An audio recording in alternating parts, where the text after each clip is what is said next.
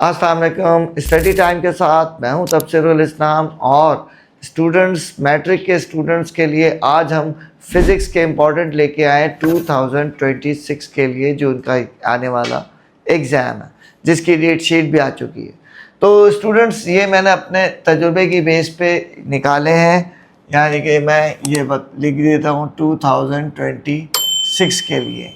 ठीक, अच्छा।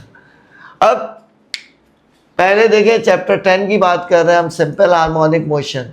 इसमें define waves and its types of waves, ये इंपॉर्टेंट है। या v is equals to F lambda, ये डेरिवेशन है, आपको पता है, वेलोसिटी, फ्रीक्वेंसी एंड वेवलेंथ की। ये शॉर्ट में मेरे हिसाब से।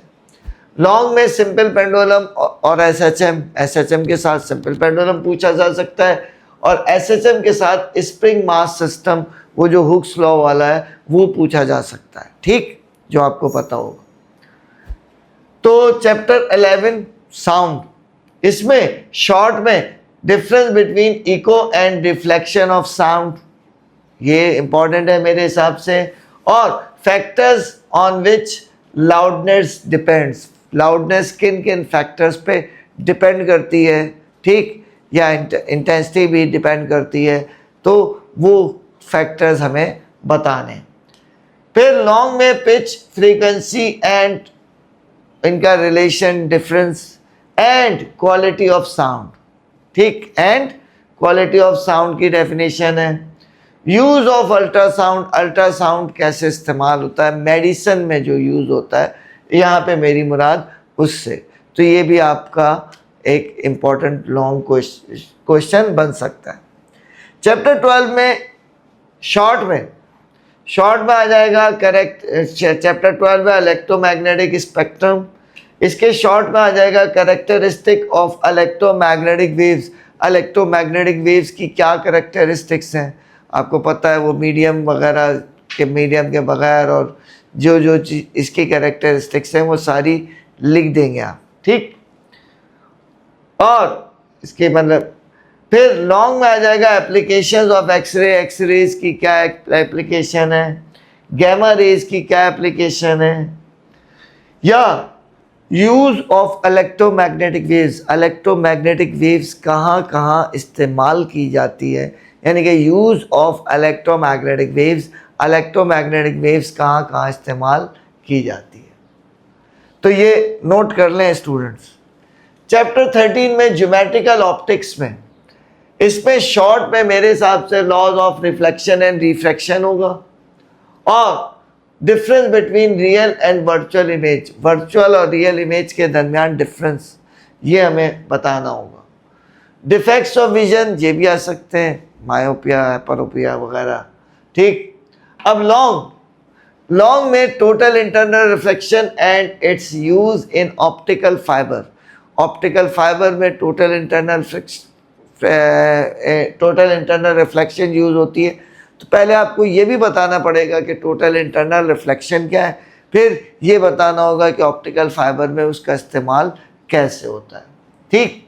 फिर दूसरा जो है कंस्ट्रक्शन एंड वर्किंग ऑफ, अब ये तीनों है, तीनों में आ सकता है, सिंपल माइक्रोस्कोप भी आ सकता है, कंपाउंड माइक्रोस्कोप भी आ सकता है, और टेलीस्कोप भी आ सकता है। ये लॉन्ग के लिए इस चैप्टर में ये इंपॉर्टेंट है। Chapter number 14 electrostatics. इलेक्ट्रोस्टैटिक में शॉर्ट में इलेक्ट्रोस्टैटिक इंडक्शन, ये डेफिनेशन आ जाएगी। टाइप्स ऑफ कैपेसिटर्स, कैपेसिटर्स की types, hazards of electricity, electricity के जो हैजर्ड्स हैं, नुकसानात हैं। Electric field intensity, electric field intensity के क्या है, स्केलर है, वेक्टर है, क्या फॉर्मूला है, क्या चीज़ है। लॉन्ग में construction and working of gold leaf electroscope, gold leaf electroscope, charge को डिटरमाइन, मतलब कि चार्ज है कि नहीं है, उसका पूरा कंस्ट्रक्शन और वर्किंग दोनों लिखनी है। कैपेसिटर्स का सीरीज या पैरेलल कॉम्बिनेशन, ये भी इसमें आ सकता है। अब chapter 15 current electricity. Current electricity में शॉर्ट में difference between EMF and potential difference, या Ohm's law and its limitation, यानी कि ओम्स लॉ क्या है और इसकी लिमिटेशंस क्या है, कहाँ इस्तेमाल नहीं हो सकता, और रेजिस्टेंस कॉम्बिनेशन ये लॉन्ग में, और जूल लॉ ये भी लॉन्ग में आ जाएगा। ठीक, अब हम नेक्स्ट चैप्टर की तरफ बढ़ते हैं। तो चैप्टर 16 है हमारे पास इलेक्ट्रोमैग्नेटिज्म। इसमें मेरे हिसाब से force and current carrying conductor in a magnetic field, ये इंपॉर्टेंट है। लेंज लॉ एंड इसके एक्सप्लेनेशन स्टेटमेंट, ये इंपॉर्टेंट है। Force on a moving charge in a magnetic field, ये भी इंपॉर्टेंट है। इसी तरीके से लॉन्ग में अगर हम कहें एसी जनरेटर, डीसी जनरेटर या mutual induction and its formula, ये भी लॉन्ग में इंपॉर्टेंट है। चैप्टर 17 डिजिटल इलेक्ट्रॉनिक्स, इसमें analog and digital electronics, short में यूनिवर्सल लॉजिक गेट्स, जो 3 लॉजिक गेट्स हैं वो इसमें इंपॉर्टेंट है। और लॉन्ग में वर्किंग ऑफ ऑसिलोस्कोप, उसके मुख्तलिफ कंपोनेंट्स और कम्युनिकेशन का भी कुछ हिस्सा आ सकता है।